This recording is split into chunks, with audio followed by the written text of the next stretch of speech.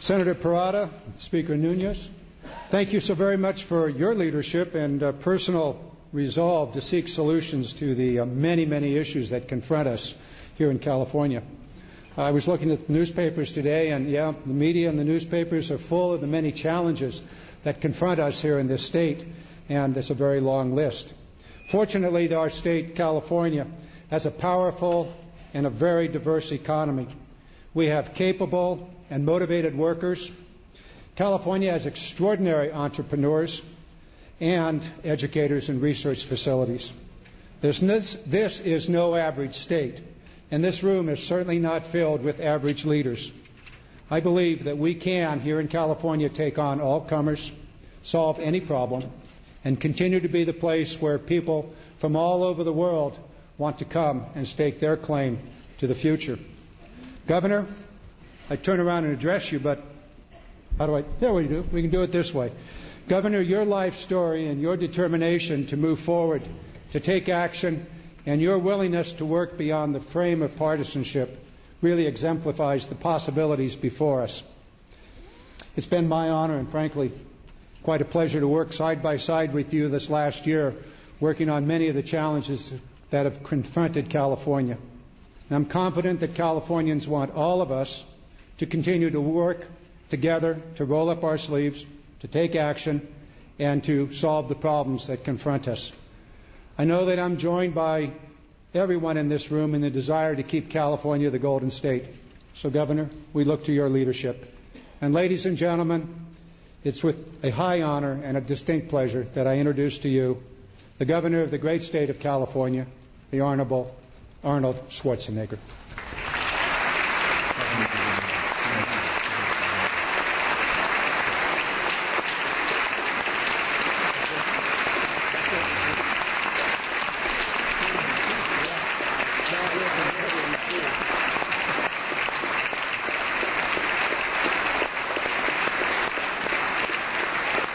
Thank you.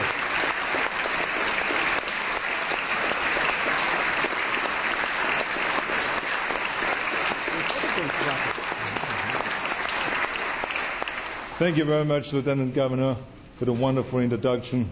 What a change.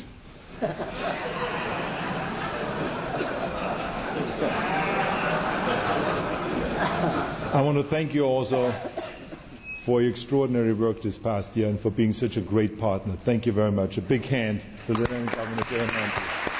Thank you. I also want to thank my wife Maria, who is sitting up there. I want to thank you for your being such a great partner and being the love of my life. Without you, I would not be able to do this job. So thank you very much. A big hand to Maria.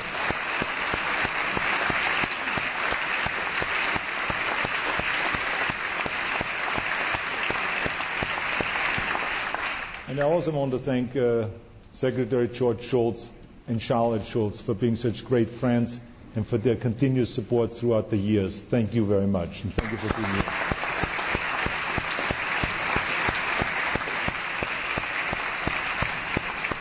Now, there's many people that I should thank, but there's one other person that I don't want to forget, very important person, and this is my Chief of Staff, Susan Kennedy. Big hand to her for your tireless work.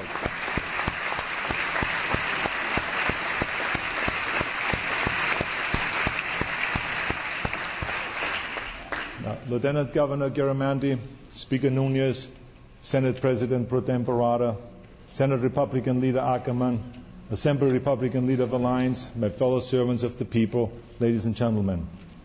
When I was last here, little did we know that California would be engulfed by the largest firestorm in its history. It turned the night sky into an eerie, disturbing orange and the day sky black. It drove hundreds of thousands of our citizens from their homes. In response, the Army of the Inferno, 140 aircraft, 1,600 fire engines, 15,000 firefighters mobilized to battle the flames. Now, it sounds like a scene from a movie, but it was real, and people died. People lost their homes, and people's lives changed. Now, that first Monday night during the height of the fires, I went to Qualcomm Stadium in San Diego which by now became an evacuation center.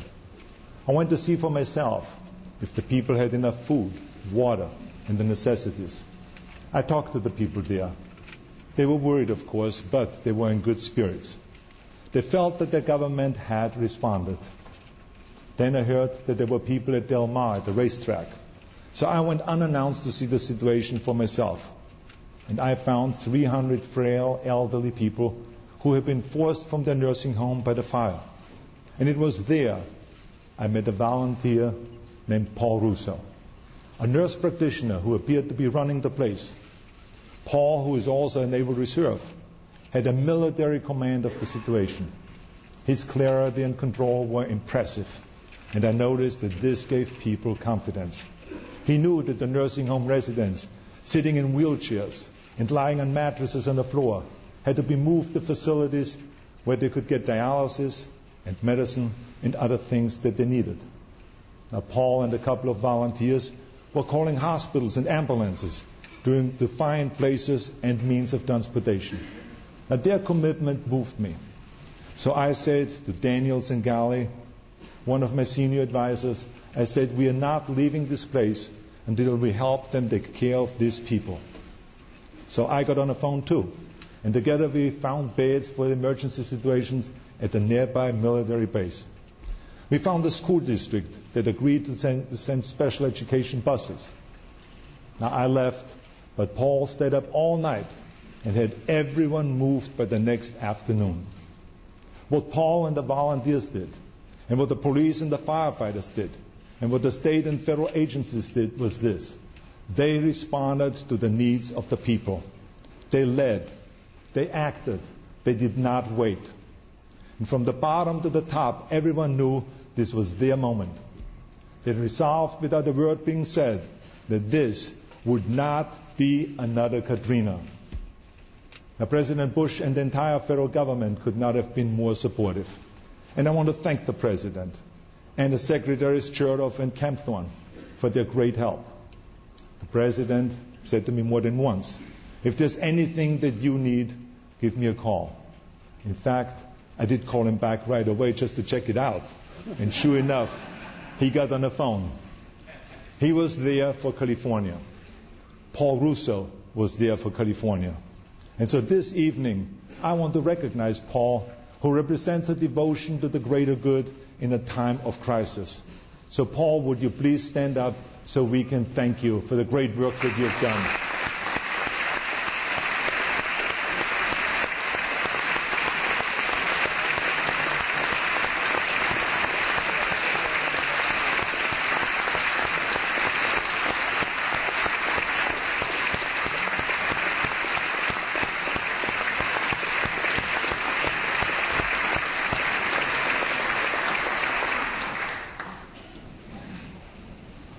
Now, in addition to the volunteers, the firefighters, police, and the state, local, and federal employees, let me tell you another group that deserves recognition, the general public.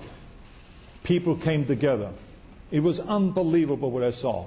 They cooperated, they evacuated, they rescued, they contributed. They were exemplary citizens.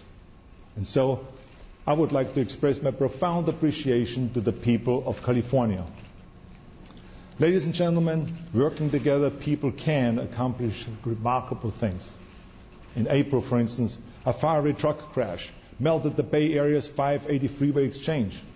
Hundreds of thousands of Californians who depended on that interchange foresaw months of delays and stress. Yet it didn't take the normal 150 days to repair. Caltrans workers with contractors cleared the span in 10 days and then built a new bridge and opened it up in a record of 16 days later. Government can work. It can be efficient. It can lead. Now, even though we are not suffering a serious economic downturn, still the risk of foreclosure threatens many Californians with the loss of their homes and thus the American dream.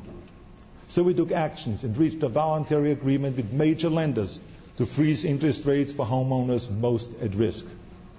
This could help keep more than 100,000 Californians in their homes. Government can lead. Now, this last year, we took on other tough issues. like the very contentious issue of prison reform and rehabilitation, the world's first low-carbon fuel standard, and the most comprehensive healthcare reform in the nation.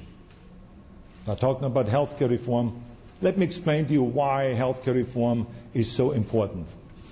Here in California, the healthcare system is collapsing under its weight, its costs, its gaping holes, and its injustices. Millions of people can't afford or can't get health care. Our emergency rooms are crowded or closed. As a matter of fact, 60 of them closed in the last 10 years alone. Medical patients are being turned away at hospitals. Businesses and families are experiencing double-digit increases in healthcare costs. And medical bills are the #1 reason that people file for personal bankruptcy. Now, all of this is weakening our economy and is contributing to our budget deficit. But let me make this more personal and real through a true story about a 51-year-old self-employed San Diego man named Todd. Todd had been on his wife's insurance plan, but after divorce, he found a policy with a well-known company. 5 months later, he started feeling tired and soon had lymphoma. Now, the insurance company then went back through all of his records, looking for a reason to cut him off. They pointed to a knee problem, unrelated to cancer. And they noted that now he weighed less than he did when he applied for the insurance. Well, duh. Of course he did, because now he was sick with cancer. But they cut him off. 1 month after he got sick, the company canceled his insurance. Todd died 8 months later. We are taking action so what happened to Todd would not happen to any other Californian.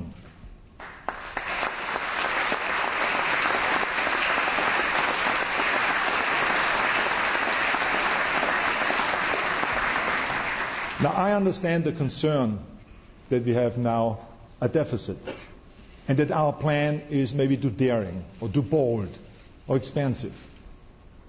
But sometimes you have to be daring because the need is so great.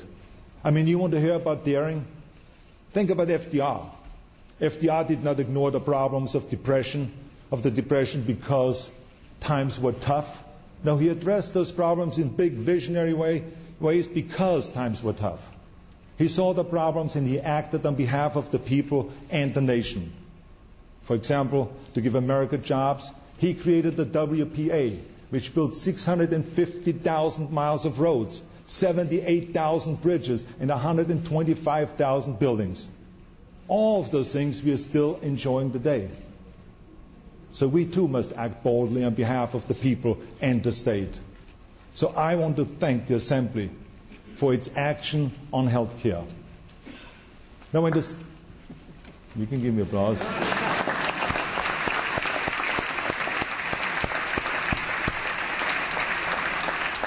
Now, when the Senate finishes its deliberation, I'm confident that the people of California in November will approve the most comprehensive health care reform in the nation. In any number of cases, we have tackled politically risky things that no one in the past wanted to touch. To me, this is progress. And now we must make progress on another problem that has been put off for many, many years, and it's the budget. Professor Schwarzenegger is going to explain now the economics of our budget problem. Our budget problem is not because California's economy is in trouble. In spite of weakness in housing, other areas of our economy continue to thrive. We remain a powerhouse of technology, of agriculture, advanced research, venture capital, international trade, and innovation. And we continue to have job growth. So our revenues this coming year are not going to be lower than last year. They're not going down. No, the situation is that we're simply going to hold steady with our revenues. The problem is that while revenues are flat, automatic formulas are increasing spending by 7.3%. Now, even a booming economy can't meet that kind of increase. So the system itself is the problem. Also, for example, the rich in California by far pay most of the income taxes, but we only have so many rich people. The top 10% of our population, those making more than $119,000 a year, pay nearly 80% of the taxes. So our whole revenue system, its ups and its downs, is based on whether the rich have a good year. That is no basis on which to run a government. We need more stability. And another thing, some people say, Arnold, you are part of the reason that why we have this deficit because you stopped the car tax increase. Well, yes, I did that. And you know something? I would do it again. Because it is...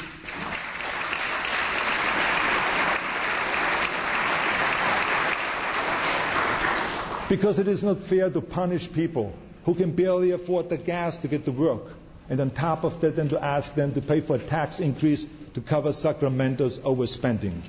I said it back during the recall and I say it again. We do not have a revenue problem, we have a spending problem.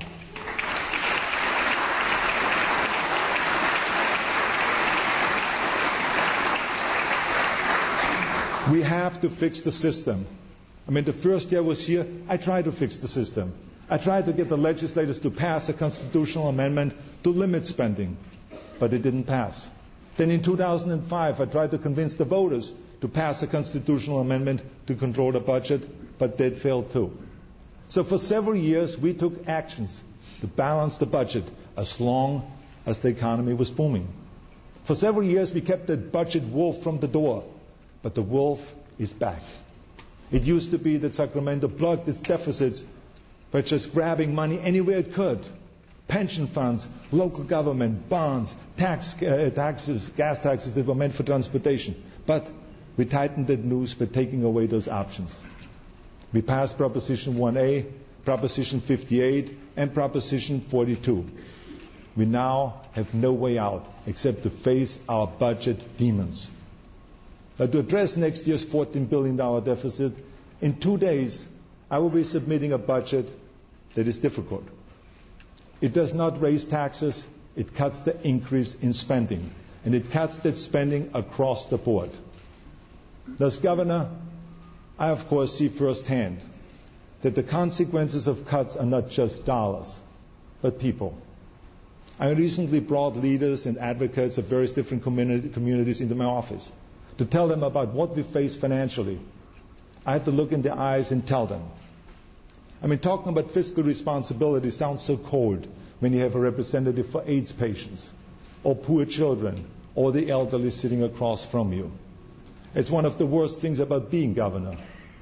Yet, fiscal responsibility, like compassion, is a virtue, because it allows the necessary programs in the first place. Now, what I find most troubling is the erratic ways that we treat those who need our help the most. 1 year up and the next year down. We cannot continue to put people through that binge and purge of our budget process. It is not fair. It is not reasonable. It's not in the best interest of anyone. So I am again proposing a constitutional amendment so that our spending has some relationship with our revenues. It is modeled after the process used in Arkansas. When revenues spike upwards, the amendment that I propose would not let us spend all of that money that rushes in when the economy is good. Instead, we would set some of that good year money aside for bad years. Remember when revenues jumped 23% in 1999-2000, or when they jumped 14% in 2005-2006? Those were sugar highs. I remember how everyone here was so enthusiastic and so hopeful and so creative about how to spend that money. Everyone was saying, now is the time to do this, now is the time to do that. All good causes. If not now, when? Then the sugar is gone and we come down off our high. We spend it all 1 year and can't sustain it the next. We need to budget more evenly. Also, the way things are now, when we see a budget problem developing during the year, we don't have any way to stop it. We just keep that spending accelerator down to the floor. Now, what kind of sense does that make? We need some brakes. We need an alternative to crashing. I mean, this is like a slow motion crash. You can see it happening, but you can't do anything about it. Like right now, we are spending $400 to $600 million a month more than we are taking in. And we can do nothing to stop it. Now, this amendment that I am proposing would do something. It would trigger lower funding levels if the deficit opens up during the year. So, ladies and gentlemen, I have faith that by us working together like we have in the past, we can give California a budget system worthy of the people who rely on it. I'm absolutely convinced we can. Which brings me to the next subject, which is public education. It makes me proud as governor that a recent survey found that 23 out of the top 100 public schools in the nation were in California. And I would like to congratulate the teachers, the principals, the administrators, and all who are responsible for those remarkable schools.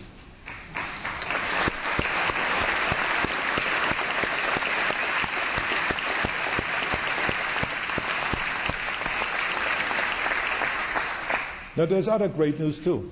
Like, for instance, the number of high school students taking advanced math and science courses has increased by 53% since 2003. And that, by the way, is terrific for our high-tech future.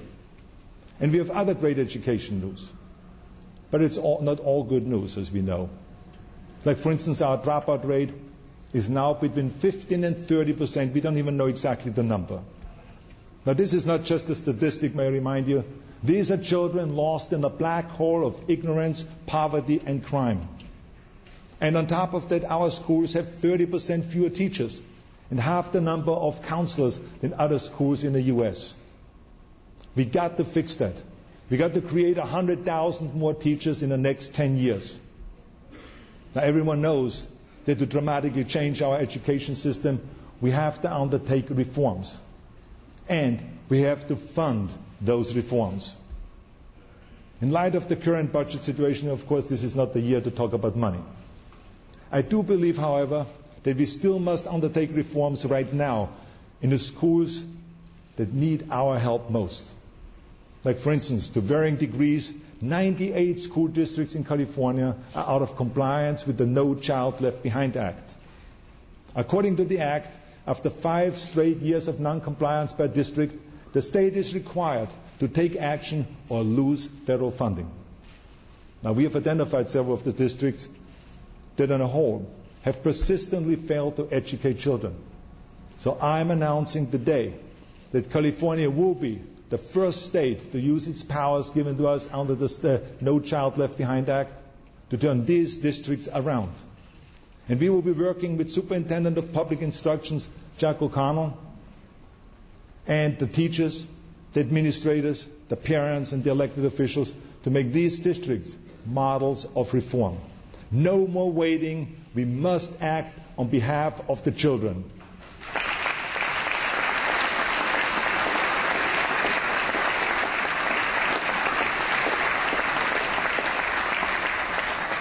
Now, likewise on infrastructure, I will continue to push for action because we have a water system that was built decades ago for 18 million people. Today we have 37 million people. And in 20 years from now we will have 50 million people. We got to get going. I mean, already homes and businesses are facing mandatory cutbacks. Farms are unable to irrigate crops. Building permits are being denied. And yet, raging floodwaters run wasted into the sea because they can't be captured. We must expand water storage. We must build new water delivery systems. We must fix the delta and restore its ecosystem. And I will not give up. I will continue to push on this because California needs water now. We need water 20, 30, and 50 years from now. Now, also over the next 20 years, we have $500 billion worth of infrastructure needs to be met. Now, as we head into this new century, we also need digital infrastructure to keep our economy growing. So the question is, how do we meet all those needs? There isn't enough money in the public sector, we all know that. Can't do all of it. We need to expand partnerships where government and the private sector work together to meet the needs of the people. These partnerships can often deliver infrastructure faster, better, and cheaper. For instance, in British Columbia, public-private partnerships are common for building highways, bridges, rapid transit, water treatment, and so on. And everyone is happy. The political leaders are happy, Business is happy, the public is happy, the economy is happy, the future is happy. So in the weeks ahead, I will be sending you legislation to make these partnerships more available to our state and to our local governments. We will also continue to make California the world's environmental leader. We are leading on climate change, on low carbon fuels, energy efficiency, and on clean, green technology. So when it comes to cleaning our air, preserving our ocean, and protecting our environment, California will continue to be the foremost advocate for change. And if we have to sue the federal government to get out of our way, we will do so.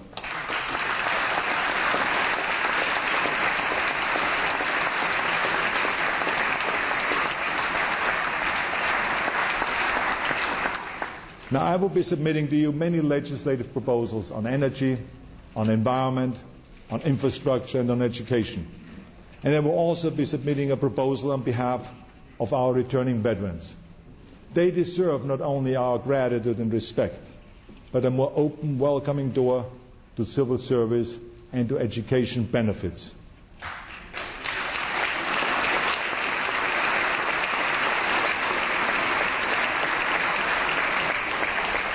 Now let me close by saying that last year I talked about post-partisanship.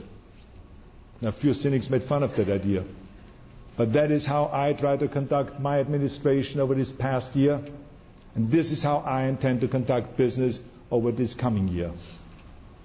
So Speaker Nunes, Senator Leader Barada, Senator Ackerman, and Assemblyman Valines, I cannot fix the budget alone. I cannot build the roads and the bridges alone. I can't improve education alone. You are my partners. All of you sitting here in this chamber are my partners. This coming year will test us in very hard ways. I like something that Paul Russo said when he was asked why he didn't go home and get some sleep that night at Del Mar. He replied, when you have a job to do, you get it done. Well, ladies and gentlemen, we have a job to do for the people of California, so let's get it done. Thank you very much. Thank you.